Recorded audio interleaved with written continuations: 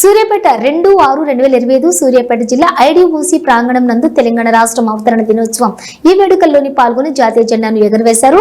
రాష్ట్ర నీటిపారుదల పౌర సరఫరాల శాఖ మంత్రి శ్రీ ఎన్ ఉత్తమ్ కుమార్ రెడ్డి. ఈ కార్యక్రమంలో జిల్లా కలెక్టర్ తేజస్ నందలాల్ పవార్, జిల్లా ఎస్పీ నరసింహ, తుంగతుర్తి ఎమ్మెల్యే సామేలు, స్థానిక ప్రజాప్రతినిధులు, అధికారులు తదితరులు పాల్గొన్నారు.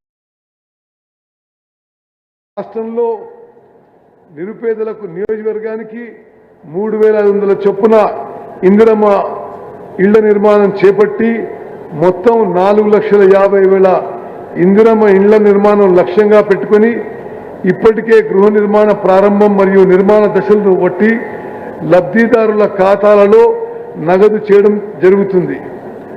హైదరాబాద్కు అంతర్జాతీయ హంగులు. హైదరాబాద్ నగరాన్ని అంతర్జాతీయ ప్రమాణాలతో అభివృద్ధి చేసేందుకు ప్రణాళికలు సిద్ధమయ్యాయి. మెట్రో విస్తరణకు శ్రీకారం చుట్టడం జరిగింది. జిహెచ్ఎంసీలో కంటోన్మెంట్ విలీనం చేయాలన్న ప్రజల చిరకాల వాంఛను నెరవేర్చడం, ఫ్యూచర్ సిటీ పేరుతో 30,000 ఎకరాలలో సరికొత్త నగర నిర్మాణానికి ప్రభుత్వం నిర్ణయం తీసుకుంది. అభివృద్ధి ప్రణాళికలో రాష్ట్రాన్ని 3 జోన్లుగా వర్గీకరించాం. ఔటర్ రింగ్ రోడ్ లోపల నగరాన్ని కోర్ అర్బన్ తెలంగాణగా, ఔటర్ రింగ్ రోడ్డు ప్రతిపాదిత రీజనల్ రింగ్ రోడ్డు మధ్య ప్రాంతాన్ని అర్బన్ తెలంగాణగా, రీజనల్ రింగ్ రోడ్డు అవతల ప్రాంతాన్ని రూరల్ తెలంగాణగా నిర్ణయించి మరియు వరంగల్ విమానాశ్రయాన్ని సాధించాం. విశ్వవేదికగా తెలంగాణ, విశ్వవేదికపై తెలంగాణ. తెలంగాణ రాష్ట్రాన్ని ప్రపంచ వేదికపై ఆవిష్కరించడంలో విజయం సాధించాం. అమెరికా, దక్షిణ కొరియా, సింగపూర్, దావోస్, జపాన్ దేశాల్లో పర్యటించి భారీగా పెట్టుబడులు సాధించాం.